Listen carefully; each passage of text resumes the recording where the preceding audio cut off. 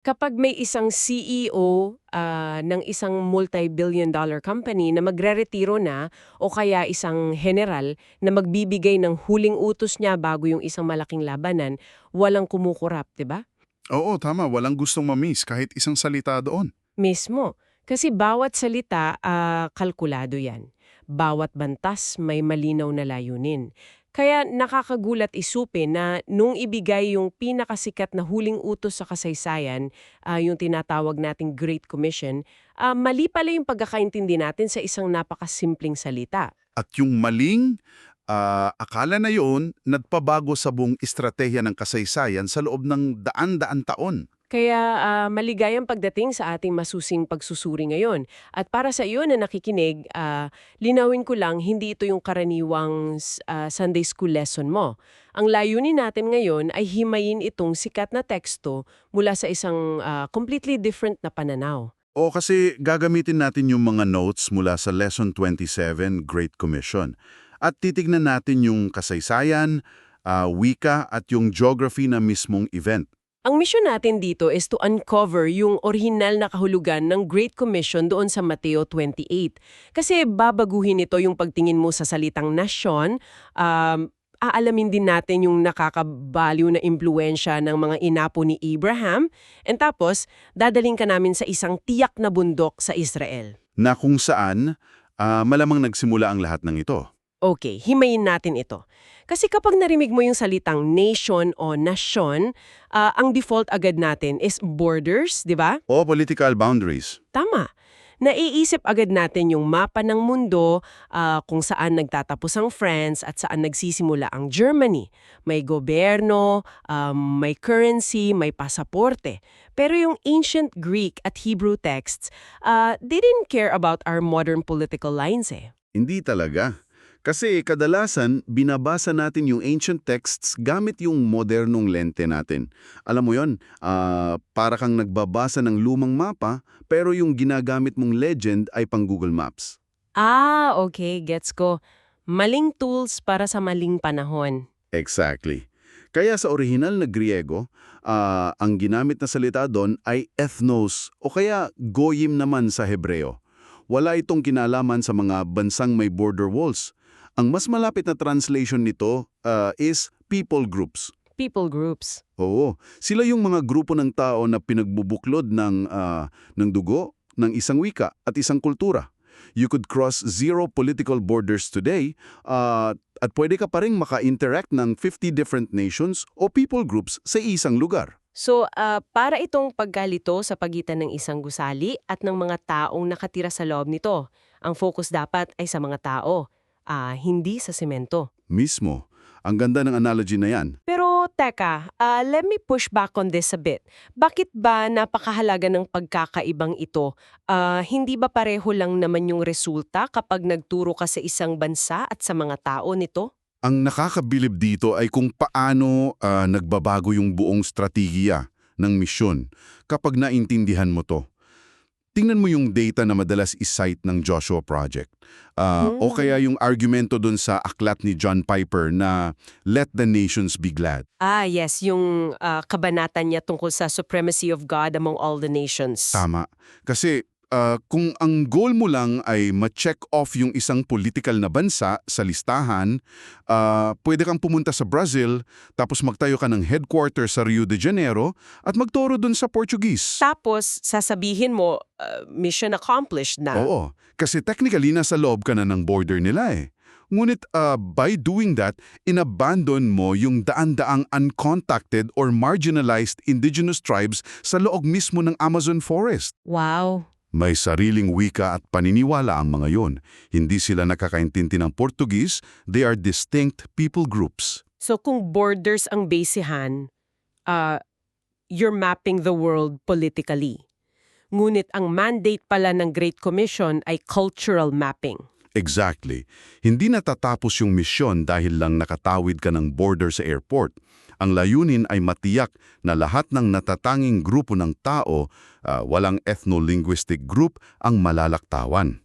Grabe, biglang bumigat yung utos na puntahan ng lahat ng nasyon. Hindi lang pala ito reaching the 190-plus United Nations member states. Hindi, it's reaching thousands of unique cultural groups. It's a completely different scale of operation. Pero to truly grasp that scale, hindi pala natin pwedeng simulan yung kwento sa Mateo 28 lang. Hindi. This mandate didn't drop out of nowhere. Nakabaon tala ang framework nito, libu-libong taon na ang nakararaan dun pa lang sa Abrahamic Covenant. Nakaugat ito lahat doon sa pangako ng Diyos kay Abraham sa Genesis. Ang pangako sa pamamagitan niya at ng mga inapo niya, pagpapalain ng lahat ng nasyon at maging ang maliliit na pamilya sa buong mundo. So, ang Israel sana ang magiging orihinal na missionary nation, di ba? Sila sana yung magiging daluyan ng pagpapala para sa ibang ethnos. Sila sana. Ngunit malinaw din sa source natin na bilang isang collective nation, nabigo ang Israel ng lubos.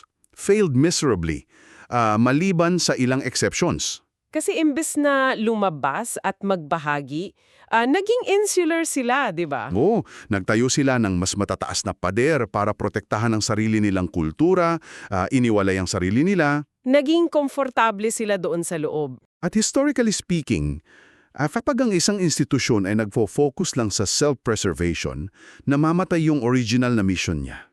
Kaya ano ang ibig sabihin nito para sa pangako? Ang kapansin-pansin, kahit na nabigo ang Israel na tuparin ang papel nila sa macro level, hindi napigilan yung mismong pangako na magkatotoo. The sheer scale of how Abraham's descendants ended up blessing the earth over centuries, nakakabaliw. Ito yung part na nagpakunot talaga ng noo ko nung binabasa ko yung notes natin. We always link yung blessing the nations sa spiritual salvation lang, pero the secular influence of Abraham's descendants, both the Jewish line and the Arab line, fundamentally altered human civilization. Oo, hindi lang ito purely religious. Tingnan muna natin ang panig ng mga Hudyo. Nasa notes natin, si Albert Einstein. Wait, si Einstein, Jewish descendant siya, di ba? At ni-rewrite niya ang laws of physics. Hindi lang siya nag-solve ng math problem, binago niya kung paano naiintindihan ng buong sangkatauhan ang space at time. Na naging foundation ng modern tech tulad ng GPS. Tapos idagdag mo pa si Mark Zuckerberg na nagbago ng global communication sa pamamagitan ng Facebook. Tama. Si Leonard Bernstein din sa musika. Tapos si Steven Spielberg sa pelikula. At si Ruth Bader Ginsburg na naging haligi ng modern jurisprudence sa batas. Nakakabaliw isipin ng mula sa isang linya umusbong ang mga teorya sa physics, Facebook, at maging ang batas. Tapos sa panig naman ng mga Arabs na inapuri ni Abraham sa pamamagitan ni Ishmael, the impact is equally mind-blowing. Oo, their source highlights, Danny Thomas. Siya yung nagtayo ng St. Jude Children's Research Hospital, di ba? Tama. We're talking about a facility na literally nagliligtas ng milyong-milyong pamilya worldwide mula sa pediatric cancer. Nariyan din si Krista McAuliffe, yung guro at astronaut na may dugong Lebanese. At teka, kailangan nating i-highlight yung mga Arab scientists noong medieval period. Ito talaga yung paborito kong part. Habang ang Europe nabubulok sa Dark Ages at nawawala yung ancient texts nila, the Arab world was preserving, translating, and expanding algebra, astronomy, at medicine. Kung wala ang mga Arab scholars, walang Renaissance sa Europe. They basically kept human progress alive. So kapag tiningnan mo yan bilang mga bilog na nakapaloob sa mas malalaking bilog, mga pamilya sa loob ng mga nasyon, literal na pinagpala nila ang buong mundo ng secular. At syempre, the spiritual impact is undeniably the most expansive. Mula sa lipi ni Abraham, nanggaling ang Judaismo, Kristyanismo at maging Islam. Tatlo sa pinakamalalaking monotheistic religions. Oo. At sa pamamagitan ng Judaismo, naingatan ang luma at bagong tipan. At doon nanggaling si Kristo Jesus na nagdala ng mensahe ng kaligtasan para sa bilyon-bilyong tao. Kaya when a historical text says, "Bless the families of the earth," hindi pala ito poetic metaphor lang. Literal ito at observable historical ripple effect. Which brings us right back into the timeline ni Jesus, doon sa Mateo 28. Kasi pumasok si Jesus sa eksaktong historical current na iyon para ibigay ang Great Commission. Gumit, may isang label na ginamit ang ating source material na mapangahamon talaga. Tinawag nito ang Great Commission bilang Church Planting Commission. At doon ako medyo natigilan. Kasi kung babasahin mo ng direkta ang teksto, the phrase church planting is nowhere to be found. Jesus didn't say, go out and build church buildings. Hindi niya ginamit yung modern terminology. Pero tingnan mo yung mga activities na inutos niya. Ang utos ay making disciples, baptizing, teaching them to obey. These are the exact structural steps para magtayo at magpalago ng self-sustaining communities. So church planting is just the term we use today for establishing those localized communities of believers sa loob ng mga specific people groups. Mismo, at sa pagbuo ng community na iyon, may isang napaka-specific na instruction sa baptism na may dalang massive theological weight. Ito yung particular na utos na magbautismo sa pangalan ng Ama, ng Anak, at ng Espiritu Santo, di ba? Oo. At napansin mo ba, ang ginamit na salita ay sa pangalan, singular. Tatlong persona, pero iisang pangalan. Dito na magiging sobrang interesante ang usapan. Kasi as a skeptic, let me push back on this. Sinabi sa source na ang salitang pangalan ay isahan o singular, pero tatlong persona ang binanggit. Sapat na ba talaga itong patunay para sa doktrina ng Trinidad? Nagbubukas ito ng isang napakahalagang tanong. Nagiging napakaingat ng ating source material dito.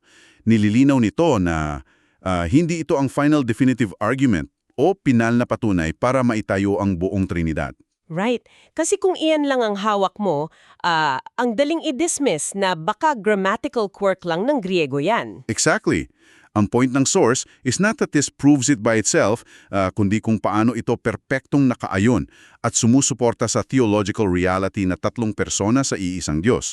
Kasi yung audience niya noong unang siglo fiercely monotheistic, di ba? Mismo, araw-araw nilang binibigas ang shema, the Lord our God, the Lord is one.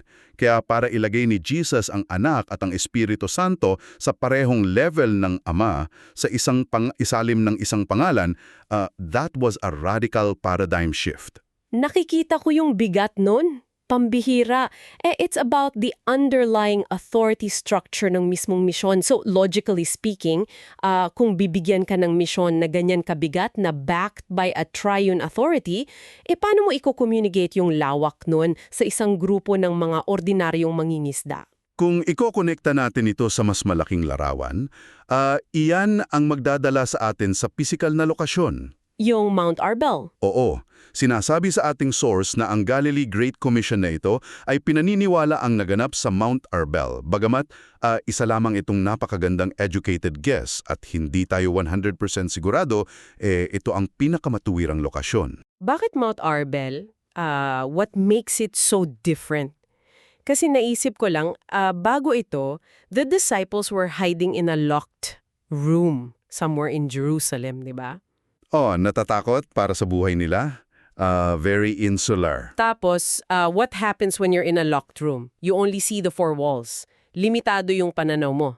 At hindi mo pwedeng i-launch ang isang global mission mula sa isang claustrophobic na kwarto. Ang heografiya ng Mount Arbel is massive. Isa itong mataas na bangin na overlooking the Sea of Galilee. Kapag nakatayo ka doon, nakikita mo ang abot tanaw. Parang nasa ruro ka ng isang bundok at binibigyan ka ng misyon na baguhin ang mundo.